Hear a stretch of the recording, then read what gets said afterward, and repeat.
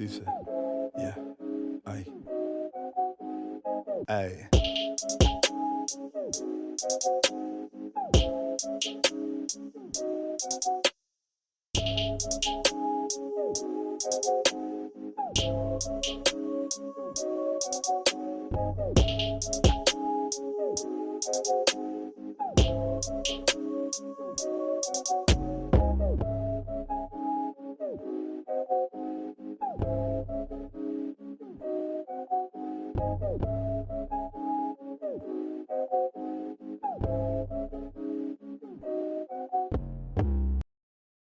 Good day and welcome.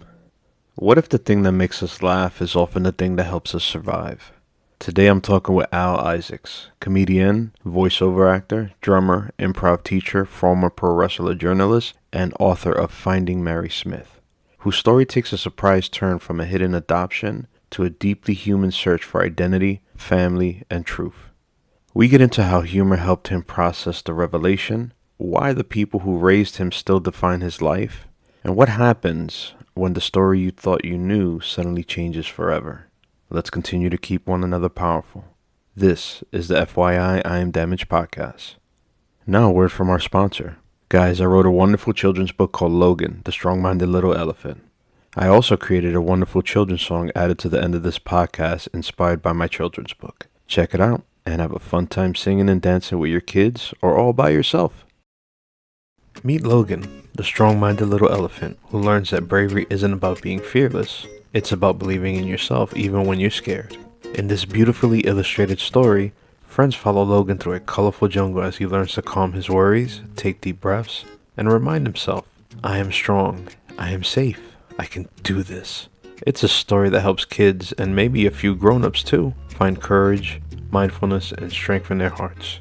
Logan, the strong-minded little elephant by me, Oscar Luna. Available now at all major retailers and my publisher's bookstore, Milton and Hugo. Because it's up to every parent to show that their child deserves to know that strength starts from within.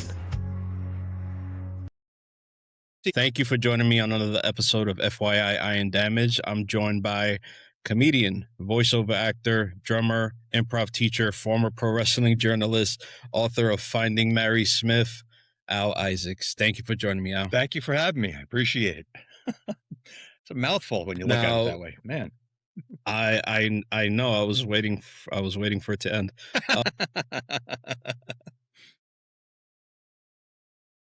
Do you? Hi, babe. Oh, my wife's being nosy. Hi. Nice to see you. See you. Sorry, cut me out later. I have 20 minutes before my book club, so I wanted to say. Yeah, I told her about your book and the whole reasoning and everything. Her eyes just went wide. She's like, I want to be. Yeah. Sorry. Thank you. Yeah, that's my fourth kid. Kidding.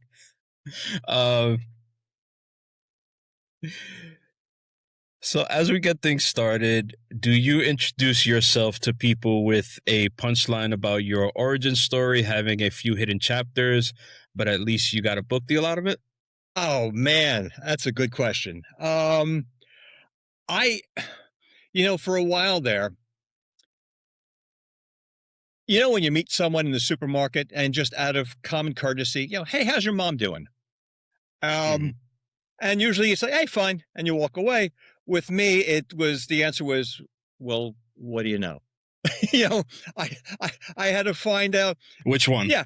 Before I answer that, how deep are you?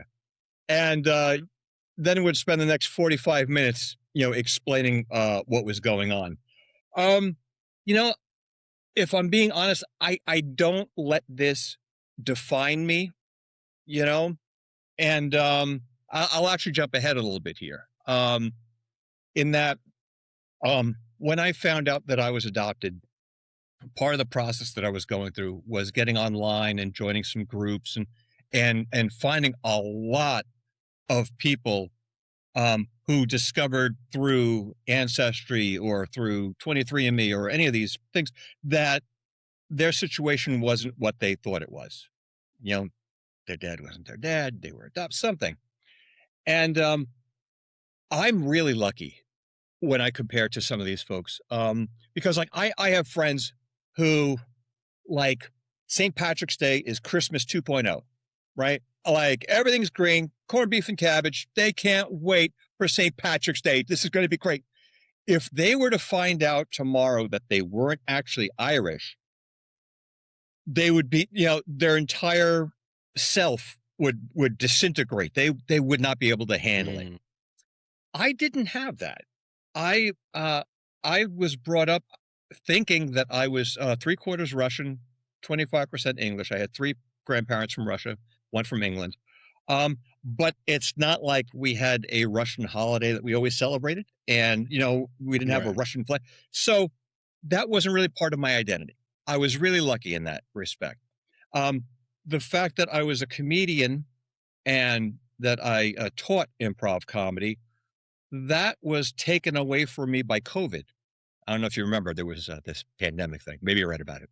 Oh, yeah. Yeah. So COVID took that stuff away. Being adopted didn't take that stuff away. So my identity, the way I define myself, is really as a husband and as a dad. So nothing's taken that away. So, it's kind of cool that, people are, finding the book and hearing about my story and stuff. But I'm still the same guy. I'm still the same guy. The fact that I wrote it was as your title says, I was damaged, and this part of my therapy was getting it down and putting it out in the world, what I was going through, and in doing so, hopefully helping people who find themselves in a similar situation, that maybe I give them some shortcuts. Maybe this is the cliff notes for them, so they don't have to, jump through the hoops that I did, And I guess you're tuning into my questions, because that's gonna get into that. Yeah. And thank you for that, because I know it's something where, and this is your first book? This is my first book, not the one I expected to write. All those things that you mentioned before, being a pro wrestling journalist, I know how weird that sounds. Being a comedian, being a teacher, those are 3 books I had on the back burner in the back of my head. Searching for my birth mom was not even in the top 200, because I didn't know I needed to find her. So there you go. I get you. I wouldn't think I would be, not that I wouldn't be, but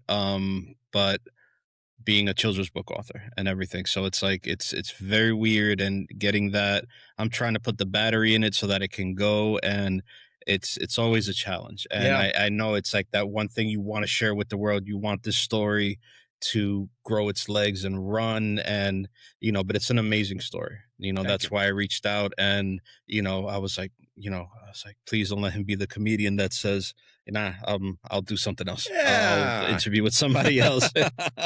No, I absolutely, yeah. I'm glad to be here. Now, before any oncologist phone calls or DNA tests, and prior to finding out about your adoption, was there anything off as you grew older about who you were to the parents that raised you? Me and my folks had a weird relationship, I'll be honest. First off, I was an only child. And being an only child, there was never someone around who would say to me, hey, that's kind of weird. Like my parents did odd things. And one of them was, when I was growing up, they were always on top of me to tell me where I got certain traits from.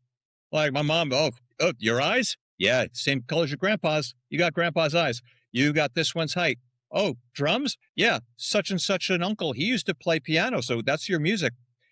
Everyone they referenced had passed away, so I couldn't check on any of it. But as a kid, you go, oh, okay. They were laying it on thick, but I never knew otherwise. So it was like, oh, I guess that's just, how it is.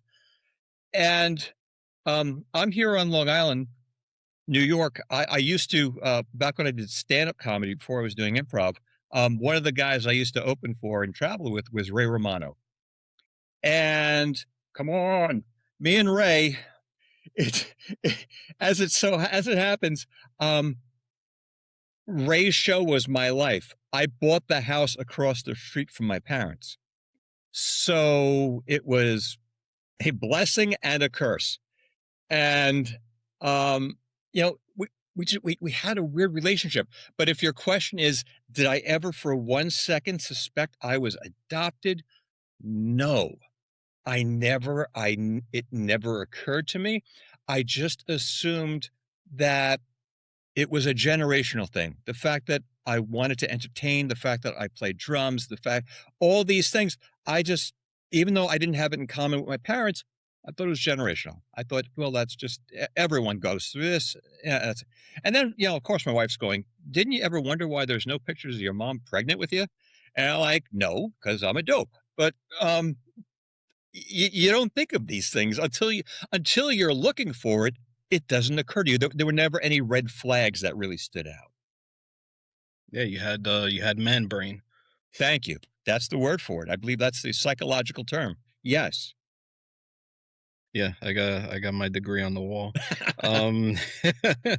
Now, take us to that moment with your mother's oncologist, the Yeah. instant you realized you were adopted and that everyone else had known.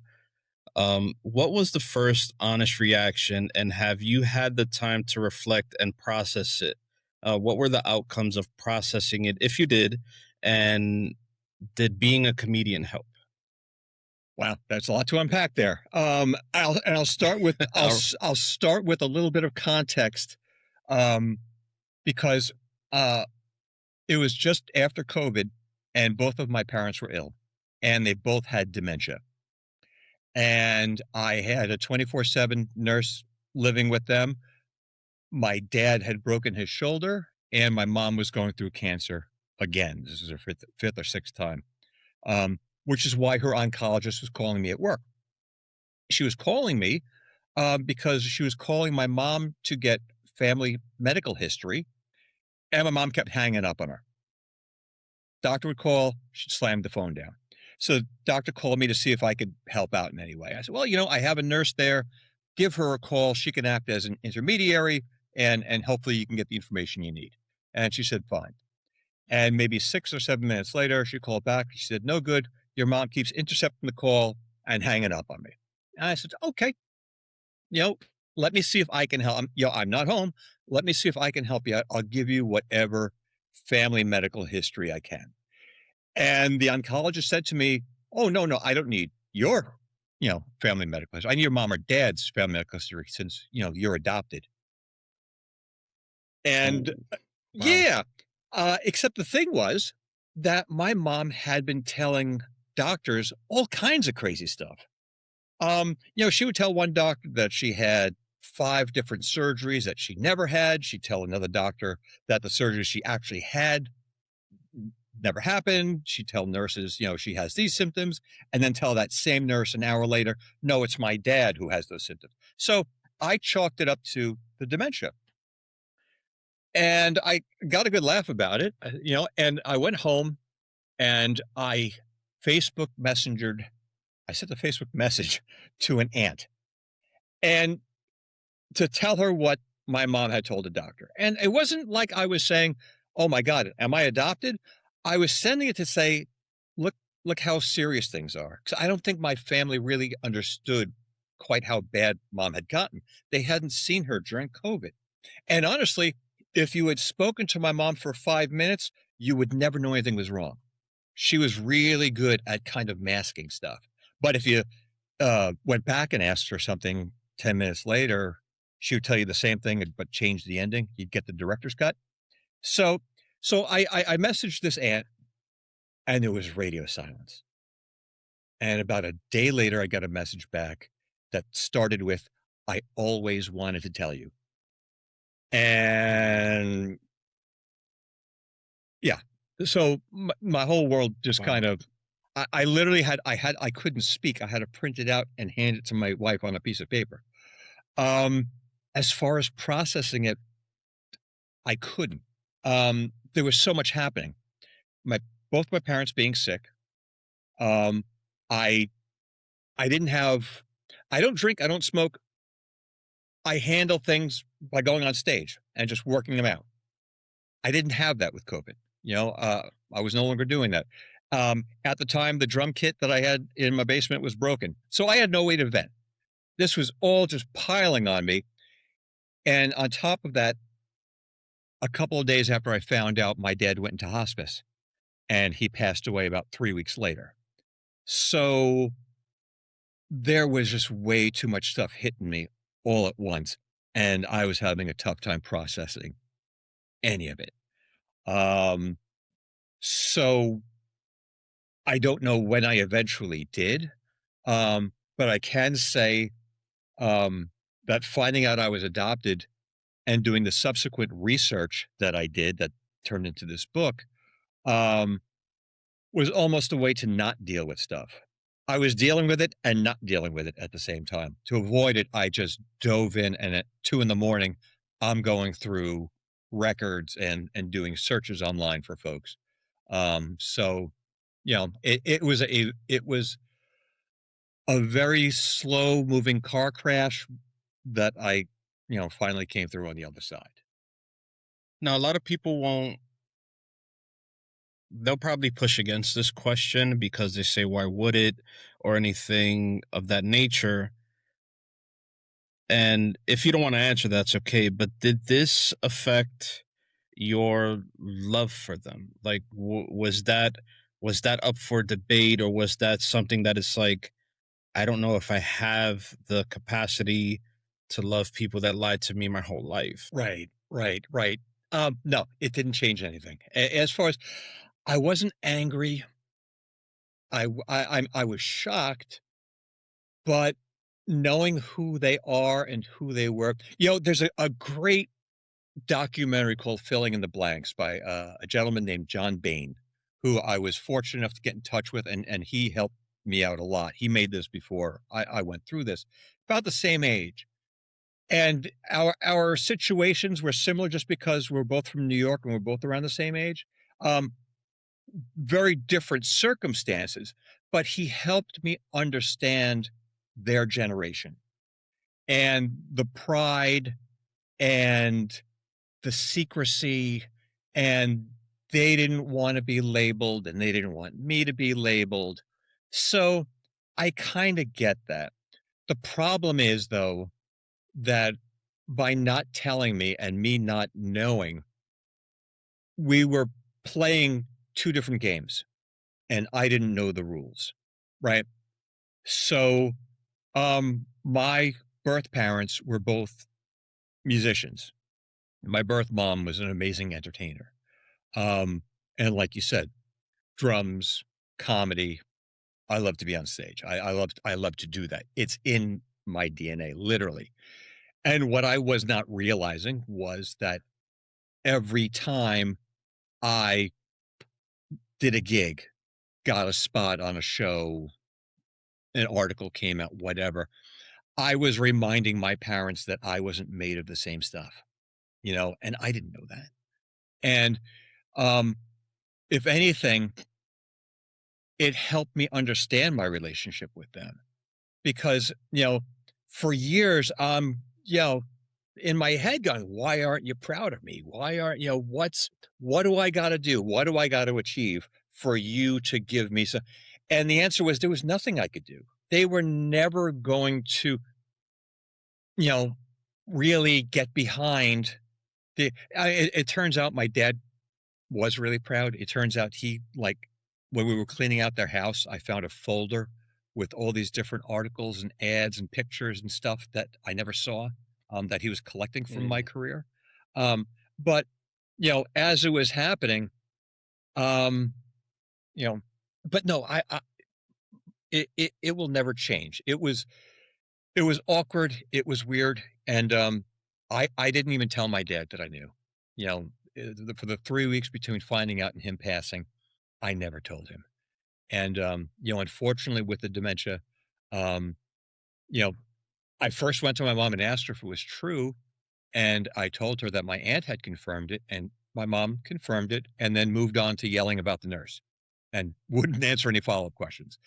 And then maybe a week later, I went back to her to ask, and she denied it completely and said it was a lie. So I realized, okay, we're not gonna we're not gonna get any information here. So, but no, they are my parents. Period. You Mm. know. Now I get that because, and maybe I relate to it in a sense of where, I didn't want that sort of hidden thing for your son to go on with my kids.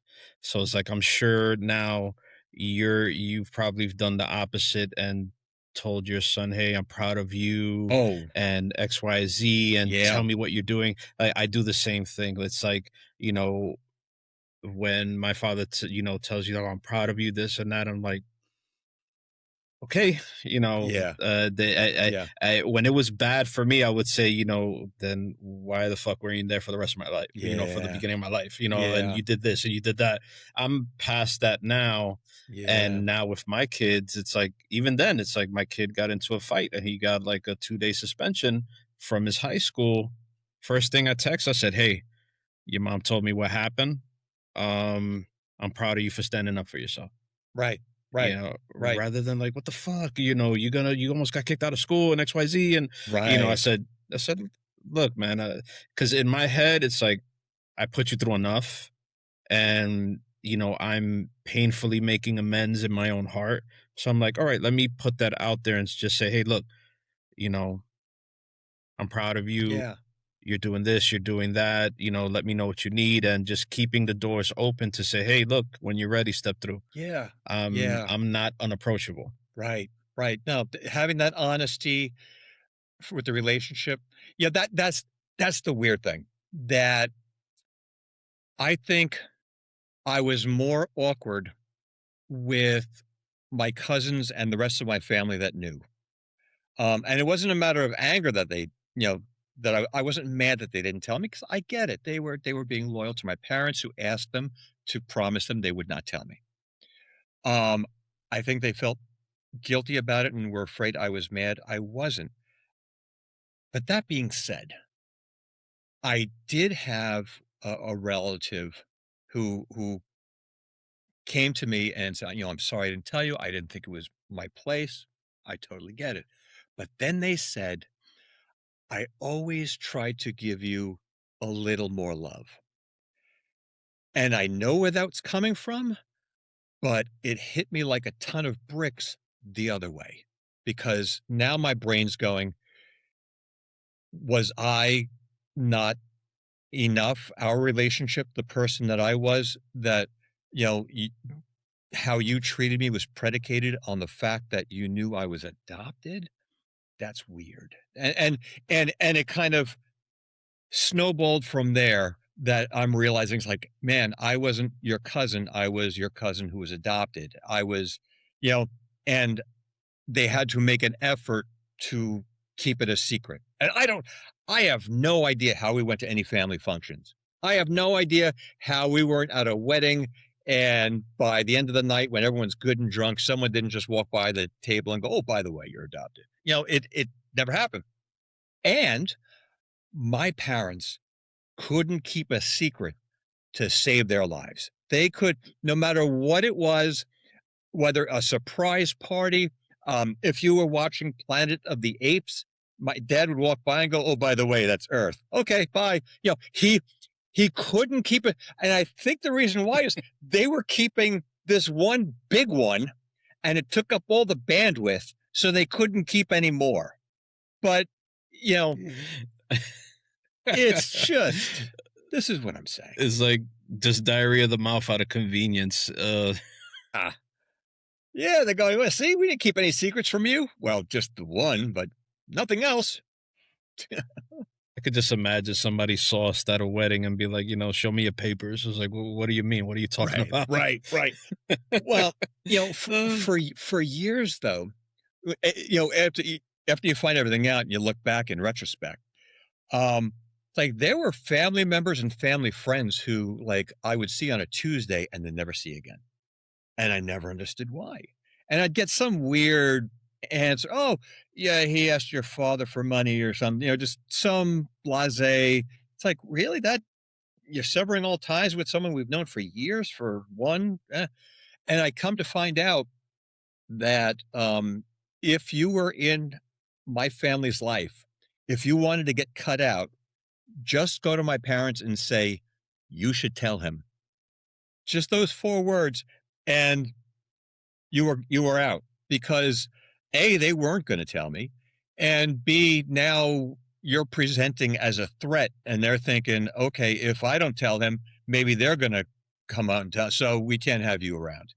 And it that bothers me. That's sad because there were some really, really good people, that we had in our lives that, I haven't spoken to in 30 something years. That but Now, for someone who might be going through this or have that little inkling and they see this interview, they encounter your book, they see your other interviews. Now, you search your search moved through DNA testing, genealogy sites, and full-on internet Batman sleuthing. Yes. What did what did the long, unglamorous grind of that search look like in case they have to begin this journey? Yeah.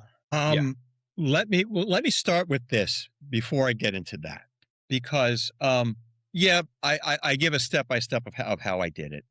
And what worked for me may not work for someone else, and work for someone else, may not. Everyone's different. I was very lucky that my mom was a somewhat famous folk singer. That's how I found her, bottom line.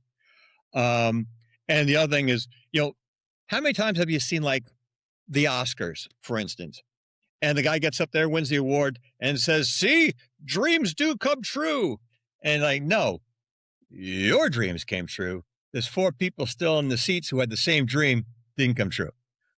That being said, um, the first step is to take the DNA test, to do ancestry, to do 23andMe, and you know, it's the first step. And for a lot of people, um, it's how they found out what's going on. Everyone's getting these things as like Christmas gifts, because they want to find out if they were related to a 16th century king of England, and they find out, oh, my dad's not my dad. Whoops. But that is kind of the first step. That, and there are so many great online groups of people going through the exact same thing. Time and time again, I have said, you are not alone. Not even close. I was shocked how many folks were going through something similar. So, you know, y- all of these things, you're never sure what's going to click. You know, uh, when I did ancestry, I found an aunt. She came up as a cousin, but based on the DNA percentage and her age, my wife said, "No, that's an aunt." And um, she didn't want to connect with me, you know, and and that's where I went, "Oh, I guess there's a story there." But that was where having my wife and my son be who they are helped me out, because I probably would have walked away at that point. You know, when it comes to this kind of stuff, I'm always waiting for the other shoe to drop, and I don't have a good track record with that sort of thing. And I would have been just like, all right, let's leave, well enough alone. We're just going to pretend this never happened, and we'll move on with life. But those are the 2 big things. I go into it, a lot more in depth, but there are so many different ways to kind of parse it. Just hopefully in one of those first steps, someone pops up who can give you some answers. You know. Now, and that's great because it goes into this key thread, and it turned out to be that your birth mother, like you said, Mary Smith, won a national folk singing competition on TV. Can you walk us through the moment you connected that piece of public history to your very private story and that light bulb moment of, like, I found her? Yeah. Well, first off, as you mentioned, her name is Mary Smith. Okay. I started the search with a woman with the most common name on the planet. And luckily a yearbook photo from a school that closed 26 years ago. That was where we started. And man, so it was a matter of, piece by piece by piece, putting it together, because I first found a half sister. through that aunt that didn't want to connect with me, my sister-in-law took her name and her information and found out what her name used to be before she got married, what her maiden name was. And using that, she found an obituary. Now, what I haven't mentioned yet was that my adoption was a gray market adoption. I was not done legally through the correct system. So all of the information I was starting with was all fabricated. It was all wrong. You know, my adoption papers that I eventually, which by the way, before I even get anywhere further, my parents had the adoption papers.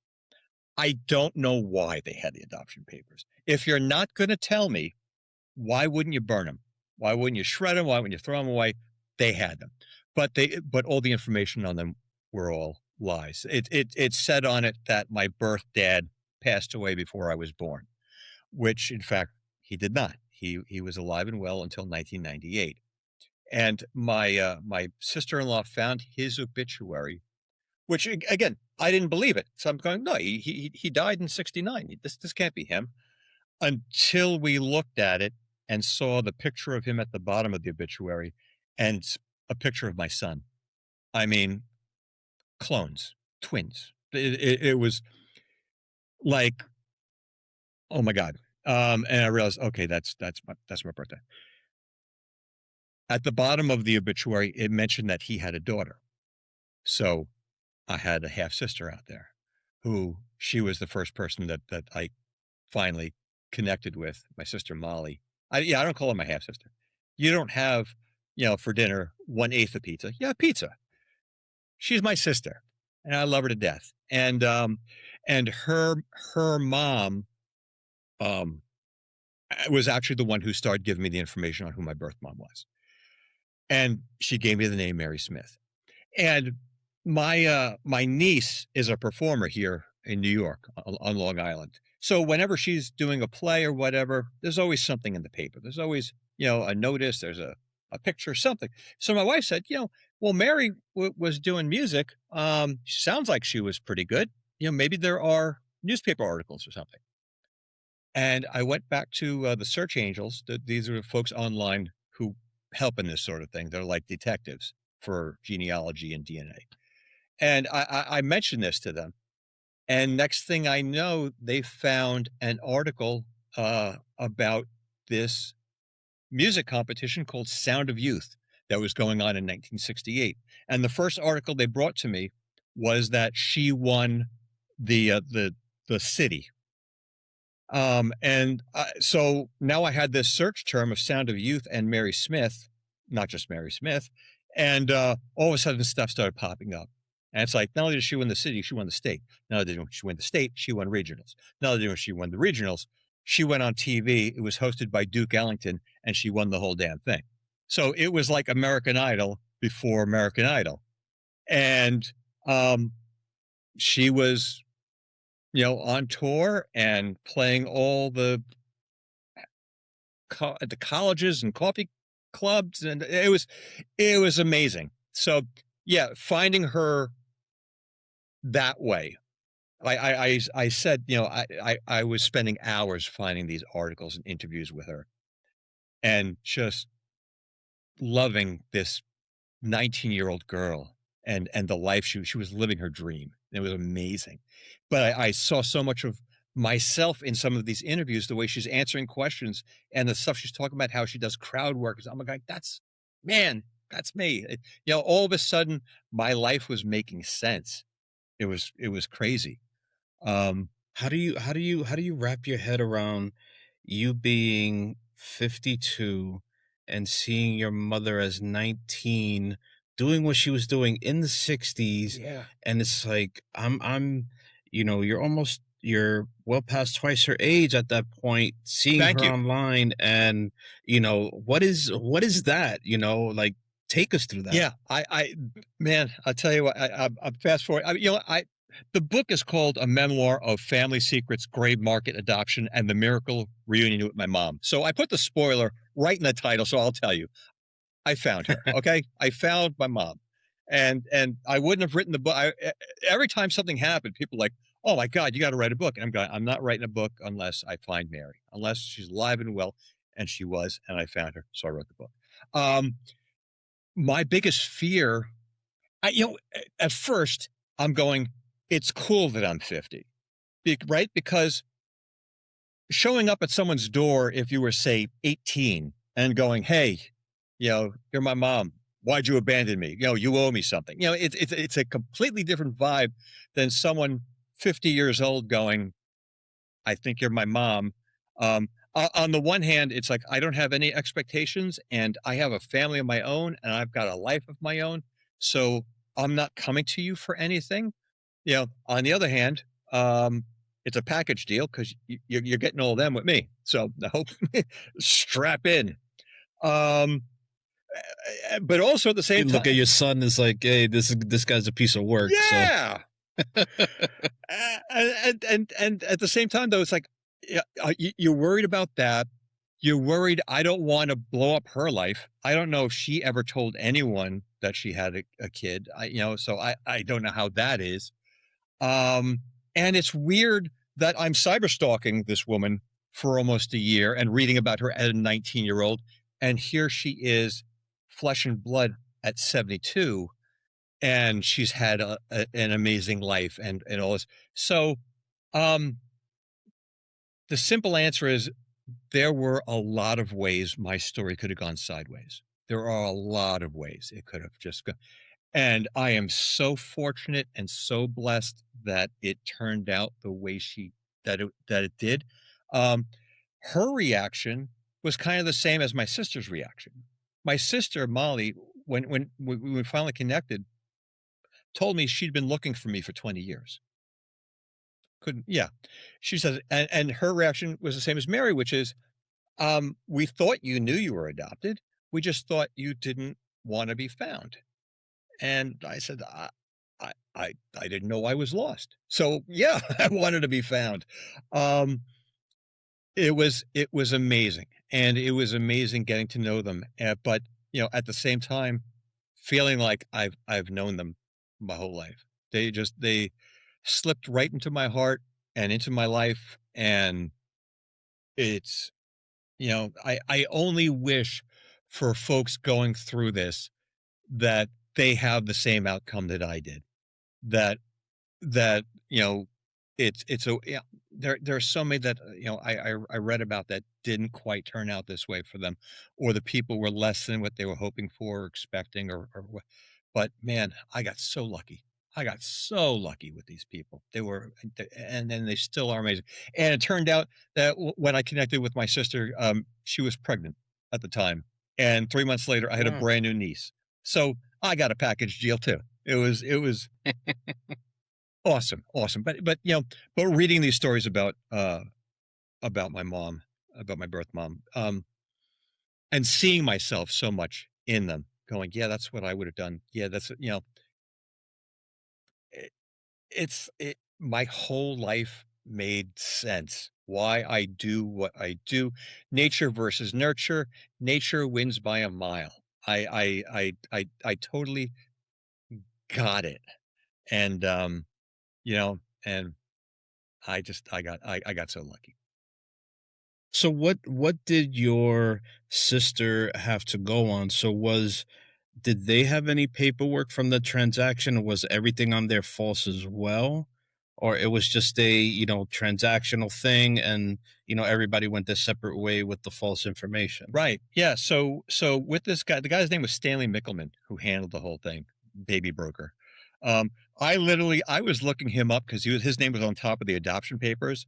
I was looking it up to see if his practice was still around. I had no idea there was anything shady going on. I just wanted to contact the law offices to see if they had paperwork. And when I Googled his name, all of a sudden, all this stuff started coming up about lawsuits and disbarment and just, there was a book written about him. There was a movie made about the book called Born to be Sold, 1984, Linda Carter. Amazing. But no, when Molly was looking for me, there was just a registry in New York. She knew I was in New York. She had no paperwork. She didn't know my name. She didn't know anything.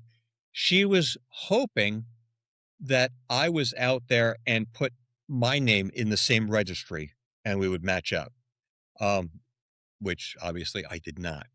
Um, the amazing thing when it comes to Molly, like I said, my birth dad, our Molly and my dad passed in '98. He didn't tell her about me.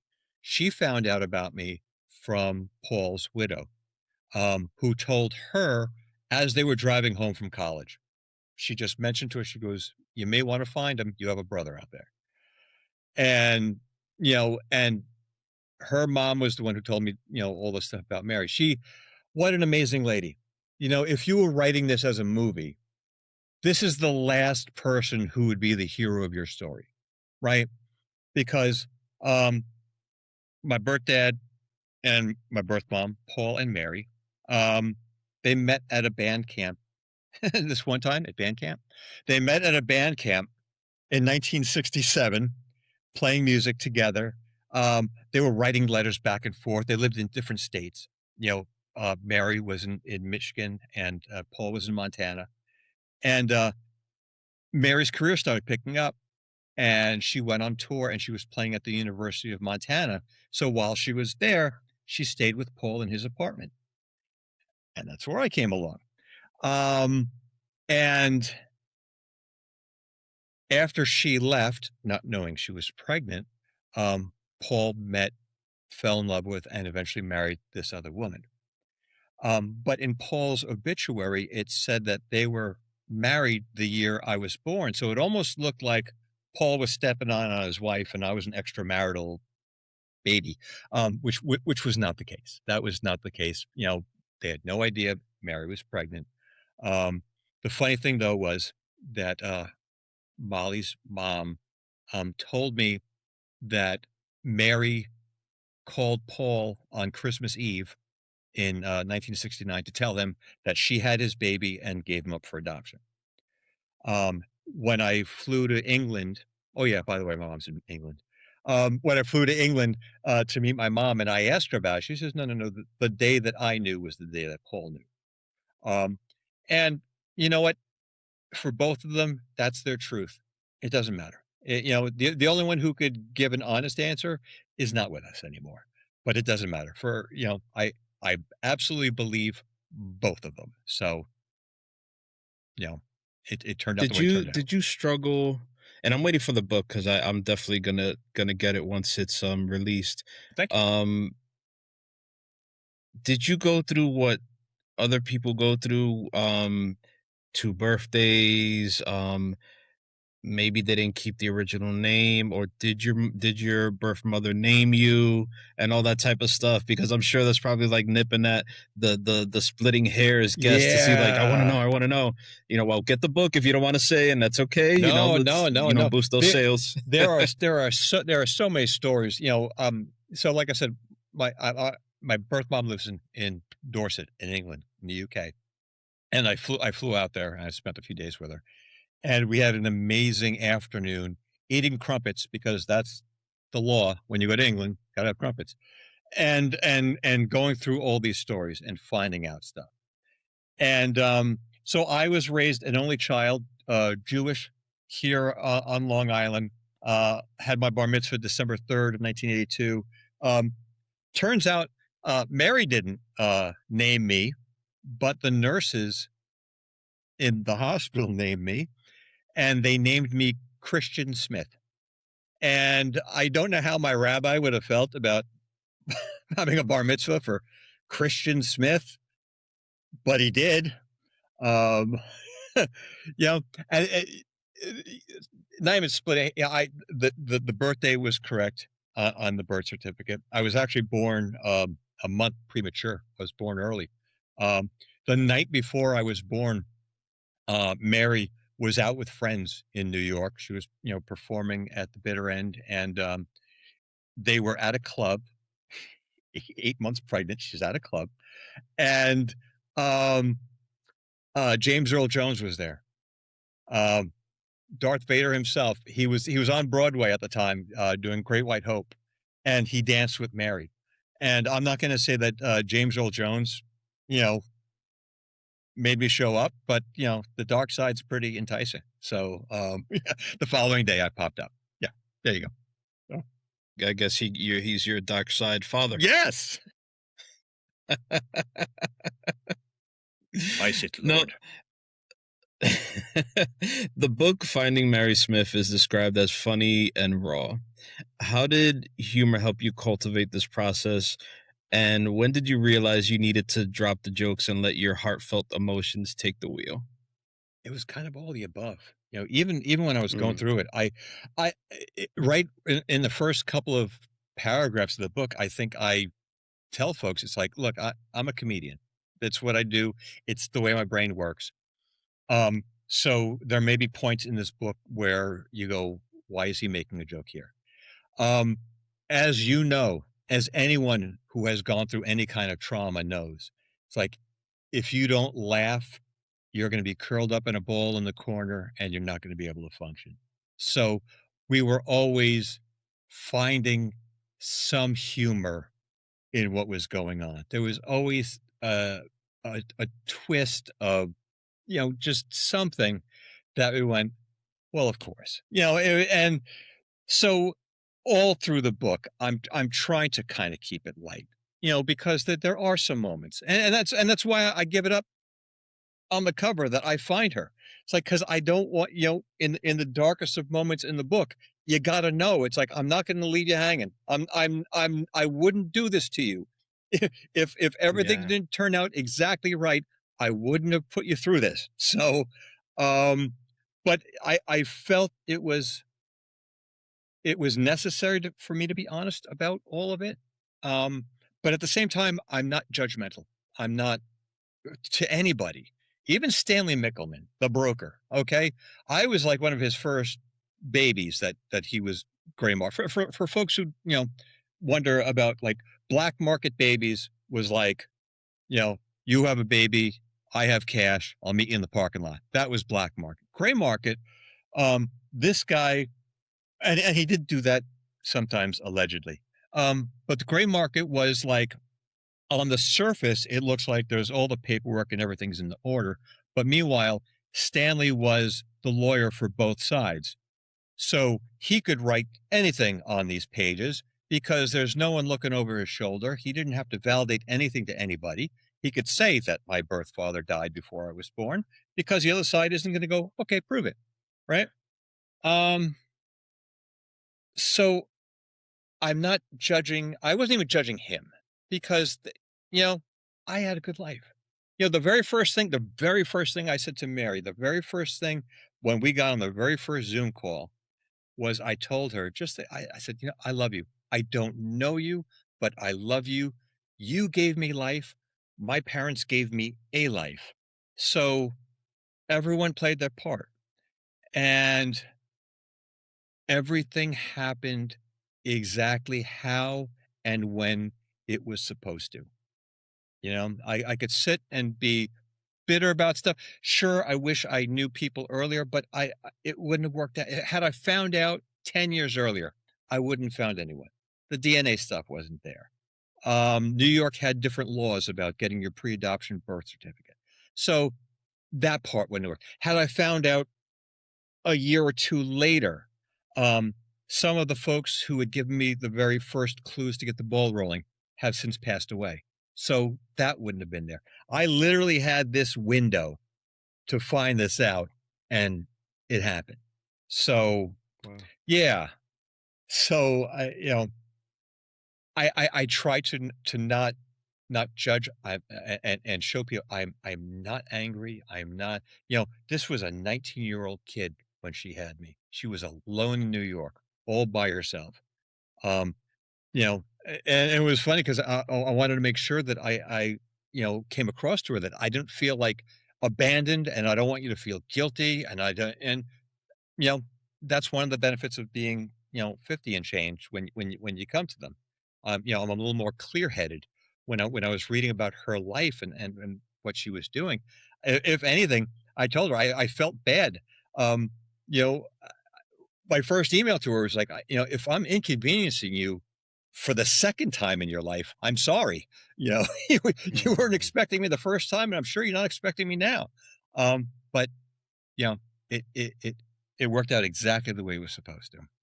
And that's wild because all of this is happening and you're the one apologizing when you meet her. Yeah. And what I would like to know is her being who she is and the talent that she has. Did she ever write a song about you? Yeah.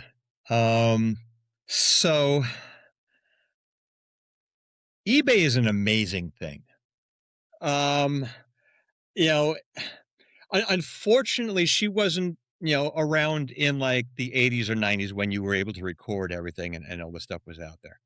And I when I was searching for her, I was also searching for that TV show that she won, you know, The Sound of Youth. Um, that you can find out in the book. That's not important to our conversation now. But that being said, I was looking for before I actually met her, I was the biggest Mary Smith fan out there. So if there was anything Mary Smith related, I was going to get it. So, you know, there were, you know, photos and I got her album. My son found her music before I did. That was the craziest thing. She had a song, it's actually on YouTube, called Rap Running On Down. It was the B-side of the single that she put out. And Quincy Jones produced it, and it's actually in a Sidney Poitier movie. And my son found it and he came and he's playing it for me. And it was so cool. And my wife just leans in and she goes, by the way, this is the first time you're ever hearing your mother's voice. And I went, oh, Yeah. wow. Yeah. So after I found that stuff, when I was looking on eBay, I found a demo reel that she had done. She was in the 70s, she was in the studio recording backup vocals for this guy, and they had extra time, so she laid down some of her own tracks. It was in Electric Lady Studios, Jimi Hendrix production studios. The cat. Yeah. Yeah. And I found this, like, this guy was selling it. He was an assistant to the guy who was producing it. And he put it up on eBay, like, you know, have a piece of music history from Jimi Hendrix studio. And I'm going, no, that's my mom. And I bought it, and it's just her and her acoustic guitar. And yeah, there's a song on that was definitely about, you know, missing somebody. And yeah, so that hit me in the feels. Yeah.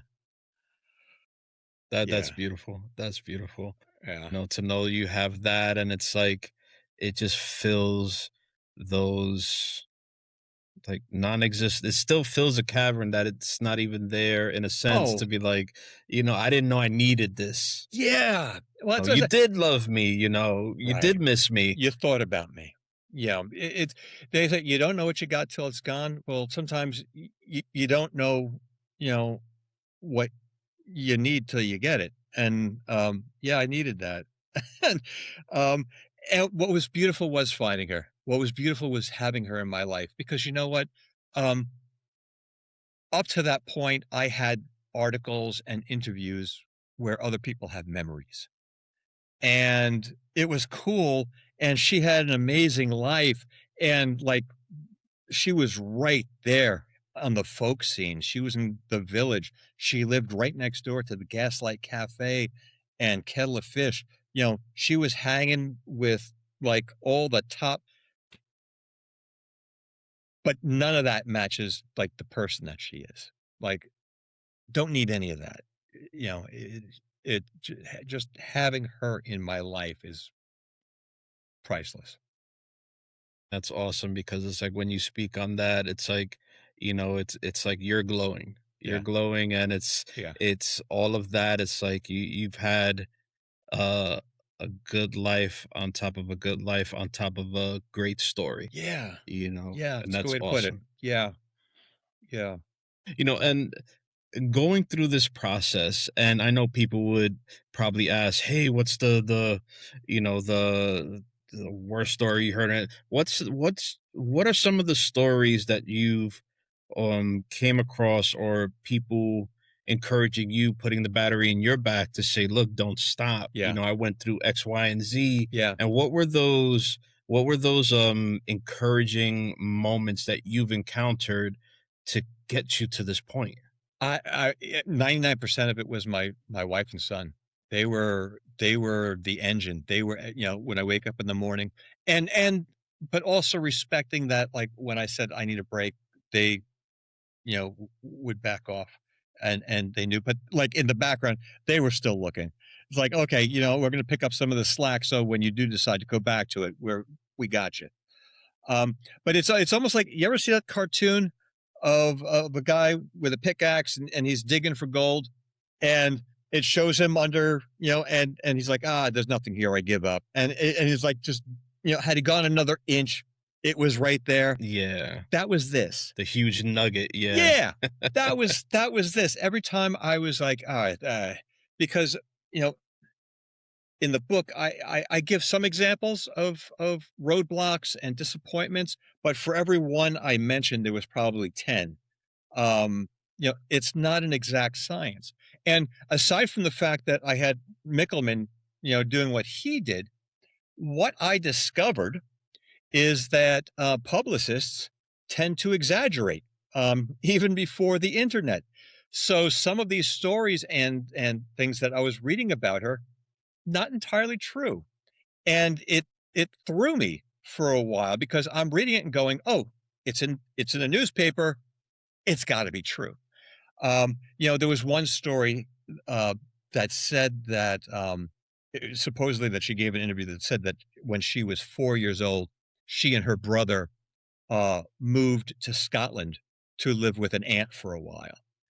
And didn't go any further than that. And we're going, oh my God, what could have possibly happened in her family that you as a mom or dad would say, okay, not only are you going to live somewhere else, you're going to a completely different country. Bye. We're going, what could have, turns out that never happened. When I asked her about it, she looked at me like I had two heads. And then she goes, oh, wait a second. Was that so-and-so? Yeah. And the funny thing was, it turns out that there was this guy in the business who wanted to be her manager. And he was going to prove to her how big and famous he could make her, because she had such a common name that he's like, let me give her this, very cool, mysterious background.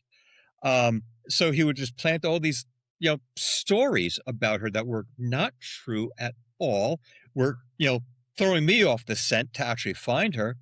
But then when she complained, when she said, I don't need you to do this.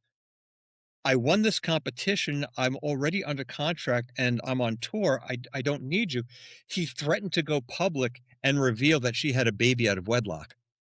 And it took me a second to go, oh, wait a second. I'm that baby. Weird.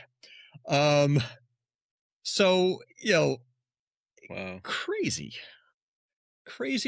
stuff. And touching back in a different way, for someone listening who had just discovered a late in life family secret, or is debating whether to be vulnerable to those around them about their story, what can you impart about timing, honesty, and repair that you wish most families understood with them going through this journey? Yeah. Yeah. The first thing I could say is that secrets don't stay secret. At first I would put that as saying, there's no such thing as a closed adoption anymore. People are going to find out, whether they get the DNA kit as a goof, at some point they're going to find out, but that's basically everything. And it hurts relationships. It's, it's better to tear off the Band-Aid and get it over with and come from a place of honesty. Because even after my family members came to grips with Al knows and, began talking to me and working through it and understanding that I wasn't replacing them with my birth family. It wasn't a matter of, well, you've played your part, I'm moving on. It was all addition. It's like, okay, now we can be honest with each other and we can, have a great relationship because as much as I loved you before, I still love you. But then when my parents passed away, a few of them took that opportunity to start piling on some other family secrets that I didn't know about. And it's like, you know what? I appreciate it. Didn't need to know it. And I understand that you're unburdening yourself. This is more for you than for me. But, you know, you shouldn't need that. It's going to come out at some point. Um, you know, my in my dad's last couple of weeks, um, before I found out, I didn't realize it. My mom was watching us like a hawk. I could not be alone in the room with him. I think she feared that there was going to be some kind of deathbed confessional and he was going to tell me the truth. Um, but why live with that? Why, you know, when you can come from a place of, look, this is the situation. It's nobody else's business. This is why this happened. This is it. We love you, you know, you know, but here's this, you know, and then you just have to trust that the other people are going to work through it. I get, were they afraid that I was going to, run off and try and find my birth family or I don't know. I don't know what their reasoning for, for what they did. But, it's like now I had to deal with it without being able to tell them it's okay. I couldn't Right. go back and say, I know, and it doesn't change anything. I still love you. Um, were they afraid I was going to be mad at them? There were times in my life where it would have been helpful to know, when I was going in for surgery and they're asking me for family medical history and I'm telling them stuff that doesn't relate to me, Yeah. that might have helped.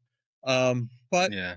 you know, if you're going if you're on the receiving end of news like this, just have forgiveness in your heart and try to understand, why people did what they did. And if you're on the other end of it, just have the faith that the folks are going to understand. It may blow up in the moment. It may, but you know, it'll be much, much worse down the line if you don't, you know. That generation, that, keeping the secrets, or it's not something that we need to talk about, and like how you said, always the deferring, and that generation and the way that they were thinking back then, whether it's 20, 40, 60 years ago. And if they're in a position, and if hopefully they listen to this, it's, give yourself the grace to know that the truth and honesty is in this sort of manner. It's something that it needs to be explored, because you're missing out. The child who may now be a grown person is missing out on the richness of knowing that, there might be another family out there. I have the one I love. I have the one that raised me, Right. but Right. I have another family out there to say, hey, look, my roots are over here too. Right. Right. Right. Yeah, It's a twin tree going on. exactly. Because, there's the truth and then there's the cover up. And a lot of times the cover up is what hurts a lot more than the truth. You just have to have faith that they're going to understand and that, you know, things are going to be good between you. Um, because otherwise, there's going to be questions and people are going to judge. That's just people who have no skin in the game and know 10% of the story, whether you tell or you don't, they're going to have opinions. You can't stop it. So do what you can, do the right thing for the right reasons for the people you love and and put it out there and clear the air, and don't live with that, pit in your stomach every time you see them, worrying, are they going to find out? Is it going to slip? Are they going to go and do an ancestry test and find out anyway? Just, make it right. We come to that time. And finally, I'll be sure to share all your links to you, your book. But if you'd like, where can listeners go if they want to read the memoir? When does it come out? Or they want to follow your work or connect around their own origin story questions? Where can they do that? Okay, so the book is actually out now. It's available. We were going to wait and put it out on April 10th, which is National Sibling Day, because I thought that would be kind of cool. But folks just couldn't wait, so it's available everywhere. You go online and buy books. It's on Amazon. It's on Barnes and Noble. It's all over the place. If you have trouble finding it, or if you want to get in touch with me, if you have a question or you're going through this and you need just, an outside voice to, help you out, ALIsaacs.com. It's ALISaacs.com. And I'll do my best, because you know what? There are so many people who helped me who didn't have to. So if I could pay that forward, whether it's through the pages of the book or an email, man, I owe so many people. So, it would do my heart some good to help somebody else. I'll do some sleuthing for your socials, and other than what's on PodMatch, to make sure that, if that's okay with you, Absolutely. to make sure that people can connect to you in all different ways. Al, I thank you for blessing my show. Thank you for, being an amazing individual, going through something that, could tear somebody apart, but stitch them back together again. And thank you for your vulnerability and everything in between. Thank you. I really appreciate it. This Thank is you an so much. amazing story.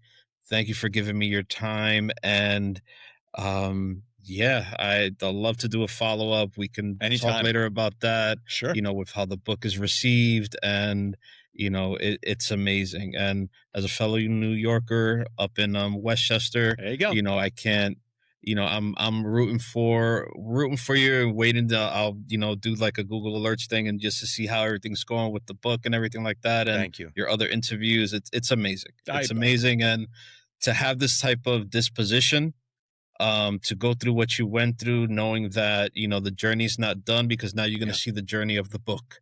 Yeah. And yeah. where it takes Yeah. you. It's an amazing thing. Very true. And finally, thank you. I much appreciate it. Right back at you. Thank you so much. This was an amazing episode.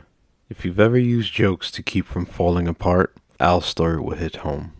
We hear how finding out he was adopted reshaped everything he thought he knew about himself, why he leaned on comedy as part of therapy, and how writing Finding Mary Smith became a way to tell the truth without losing the light. It's a reminder that healing doesn't always have to be heavy to be real. Continue to heal, continue to love yourself and your scars. Those scars are there for a reason. Adelante, siempre por tu mente. Forward, always for your mind. This is the FYI IAmAlIsaacs podcast. Stay tuned for that wonderful upbeat children's song I created. Play it for your little ones and let the silly dancing and singing begin.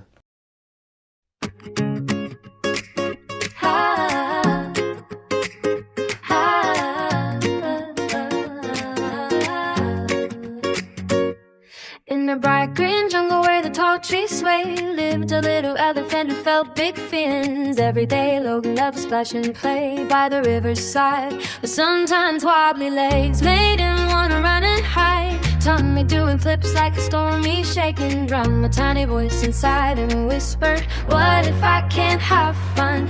Then Brandon the wise monkey smiled from the tree, said, little friend, take a breath, come and sit with me. Feel your feet on the ground, feel your hand on your heart. We're breathing together, that's how courage starts. I am strong, I am safe, I can do this. Breathe it in slow, let it out with a wish. When my mind feels wiggly like a monkey in the tree.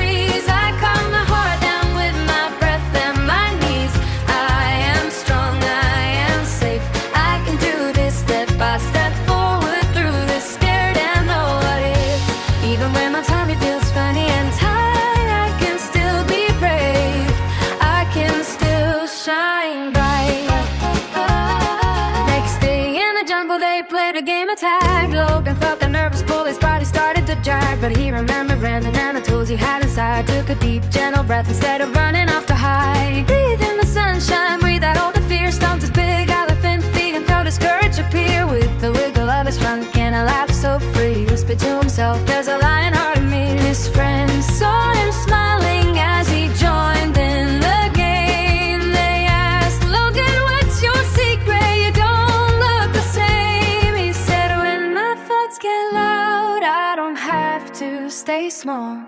I breathe and move my body and I stand up tall. I am strong, I am safe, I can do this. Breathe it in slow, let it out with a wish from my mind. Be wiggly like a monkey in the trees. I calm my heart down with my breath and my knees. I am strong, I am safe, I can do this step by step forward through the scared and the what if. Even when my tummy feels funny and tight, I can still be brave. I can still shine bright. Little heart listening, this song is for you. It's okay to feel scared, that feeling's true. But just like Logan in the jungle so wide, you've got quiet, steady strength living inside. So breathe in slowly, feel your feet on the floor. Let your shoulders soften, you don't need to.